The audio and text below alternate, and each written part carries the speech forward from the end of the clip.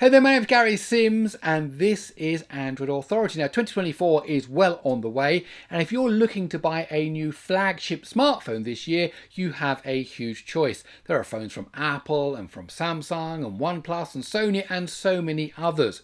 And each of these different phones have the potential of using a different processor, a system on a chip.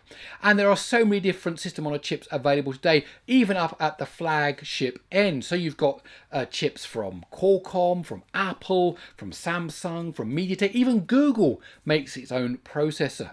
So in this video, I want to compare these different processors from the different companies to help you to understand which is the best chip that you could put in your new flagship device. Now, choosing the best system on a chip is not as easy as you might think. There are many different metrics that you can use to determine which is the best. So of course there is peak CPU and GPU performance. That's often a number that people are interested in. But what happens if you are using your phone for several minutes, 20 minutes, half an hour? Does the performance remain the same? This is called sustained performance. So there are sustained performance metrics, and they are often quite different to the peak performance metrics. But then there's more things after that. Which process node is it on? How many transistors does it have? What are the AI functionalities? What are the Wi-Fi and Bluetooth connectivity options, 5G, 4G, and so on? So there's lots of different ways to look at a chip to determine if it's the best one for you. So there are several players this year available in a whole range of smartphones, both Android and iOS. And so these are the ones we're going to be looking at today in this video, starting with the Snapdragon 8 Gen 3 and then the Samsung Exynos 2400. Then we mustn't forget the Google Tensor G3, which you find, for example, in the Pixel 8. Then we've got the MediaTek Dimensity 9300, and then two offerings from Apple, the A16 Bionic and the A17 Pro. Now we're going to be hearing a lot about Cortex CPU cores. So what are they? They are the cores designed by ARM itself, and the Cortex X4 is the fourth generation, hence the 4, of the high-performance X series CPU. It's up to 40% more power efficient when targeting the same peak performance as the previous generation, that's the Cortex X3. So we're going to see a lot of mentions of the X4 and actually a little bit of the X3 in this video. Then you've got the Cortex A720, which is a middle core with increased performance at the same power than the previous generation, the A715, and by that I mean at the same frequency, built at the same process node. And then you have the efficiency cores, the A520, 22% better power efficiency than the Cortex A510. So we find all of those inside of the Android smartphones. Apple designs its own processors, doesn't use ARM's design, clean room design using its own engineers, and so they are not Cortex processors. So we look at this graph quickly. I did cover all of this when I covered the launch of the X4, the A720 and so on. So this is, for example, is his performance on the bottom, power on the up. So if you look here, if you go up this graph here, this point here is the same performance as the Cortex X3, but of course using much less power. And if you ramp up the power, you get greater and greater performance as you go along. And the same here, the curve with the A720, and the same here with the 520. They've got a blow up view here of that. So always with one generation, you want it to be, you know, more performance, more to the right and lower down. That's really what you're looking for. So let's look at the CPUs of our different offerings. So we've got a 10 core in the Exynos 2400, 9 core in the Tensor G3, 8 core in the Snapdragon and in the Dimensity, and then 6 cores in the two Apple chips. So how is that done? We've got one Cortex X4 core followed by 5 A720 cores at different clock frequencies, and then 4 520 cores in the Exynos there, so 10 in total, 1 plus 2 plus 3 plus 4, 10 in total. The Tensor G3 uses an X3 core, so we did mention that in passing, that's the previous generation. And then 4 A715 cores, we mentioned those again in passing. Now remember that the Pixels have a different cadence, so always looks like it's a bit older because it's kind of 6 months different. So anyway, that's 1 plus 4 plus 4, so that's a 9 core. Then we've got the Snapdragon here, 1 plus 3 plus 5 plus 2, so again 5 A720 middle cores there, and then just 2 A520 cores at the end, whereas there are 4 here in the Exynos 2400.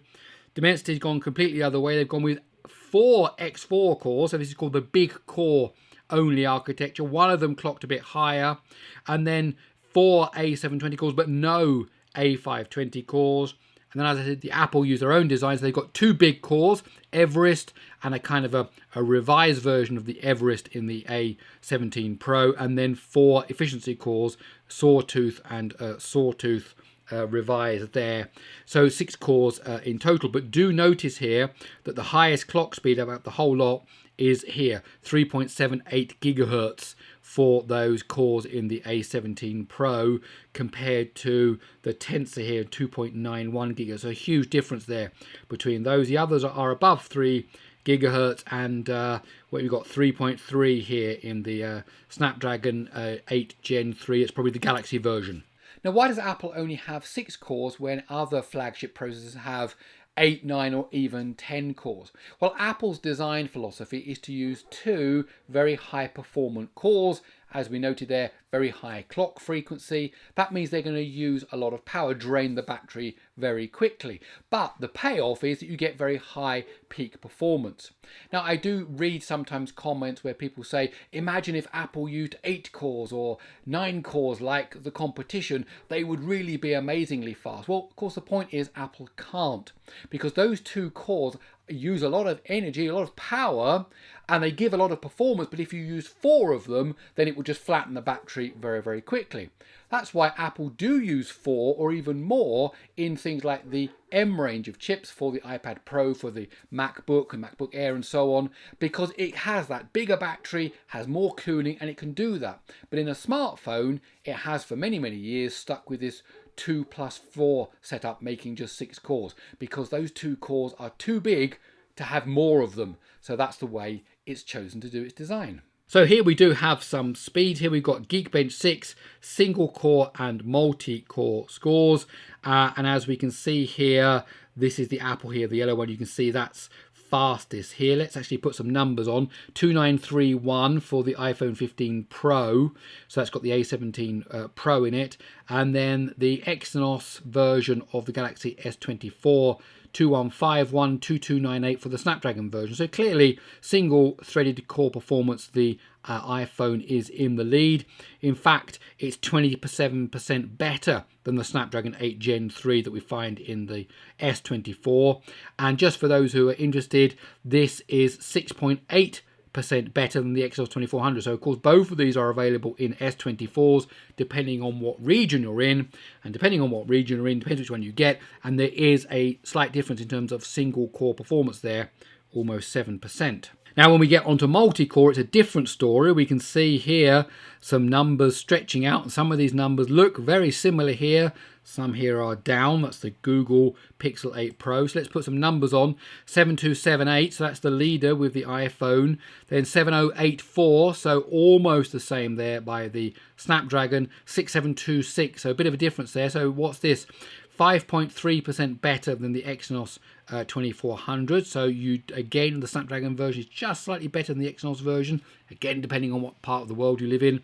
And it's only, the iPhone is only 2.7% better than the Snapdragon 8 Gen 3. So Snapdragon has been catching up over the years, over time, in single core and multi-core, but still, you have to admit, take your hat off to Apple, it still does have the best design at the moment. Of course, got a whole bunch of different things happening this year, but that's for a different video at a different time. And of course, it's a real smorgasbord of delight here when it comes to the GPUs. So many different GPUs, completely different here across the board. So the Exynos 2400 uses the Eclipse 940, and that's an AMD RDNA 3 based mobile GPU. So that's something that they've been working on with AMD, Samsung and AMD working together to bring that. It does include ray tracing, and it's got some super resolution technology in there as well. And that's built on, the whole chip itself is built on Samsung's 4nm LPPP Plus setup. The Tensor G3 uses the Mali G715, and so that comes from ARM itself. It's ARM's GPU built on Samsung's 4LPP node, so it's an earlier generation of the 4nm. Qualcomm have their own GPUs. You've got the Adreno 750.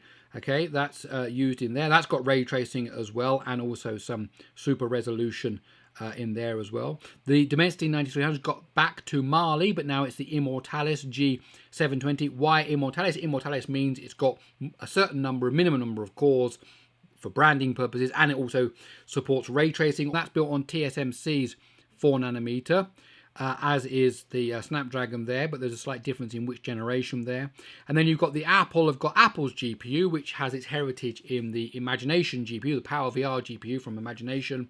And the A17 Pro actually has ray tracing as well. So 1, 2, 3, 4 of our 6 have ray tracing built in. But here's the key, this is built with TSMC's 3nm process node. So very, very open competition here amongst the GPUs. Let's see what that looks like in actual score. So we've got 3 different scores here: Wildlife, Wildlife Extreme, and Solar Bay. And Solar Bay is the ray tracing, which is why it's missing, for example, here on the A14 and the Pixel 8 Pro, because they don't support it. Now you can see here for Wildlife, obviously way ahead here for, well, the ARM ones, the AMD one, Qualcomm's one, much lower here. However, there is a difference between Wildlife and Wildlife Extreme, particularly to do with limiting frame rates. So we do see here that in the purple bar here, we can see that's a different story here when we get to Wildlife Extreme. And Solar Bay, we can see the Exynos here is doing very, very well. So let's put some numbers on that. Wildlife Extreme,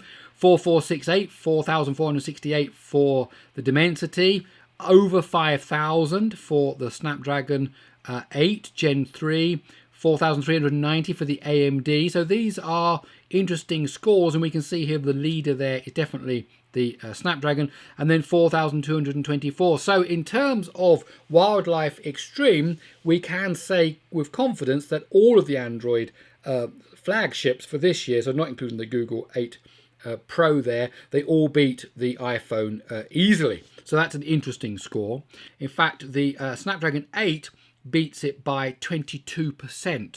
Now for ray tracing, the Exynos 2400 is 2.2% faster than the Snapdragon 8 Gen 3, so that's a good point for the Exynos, because up until now it's kind of suffered being behind in both CPU and in traditional GPU benchmarking. With the ray tracing, it's doing very well, and in fact it's 37% faster than the iPhone 15 Pro. So if you do have an S24 with the Exynos and you are feeling a little down, cheer yourself up by knowing that it's 37% faster at ray tracing than the most expensive iPhone that you can get.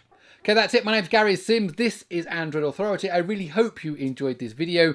If you did, please do give it a thumbs up. And if you like these kind of videos, then hey, stick around. Subscribe to the Android Authority YouTube channel. Okay, that's it. I'll see you soon.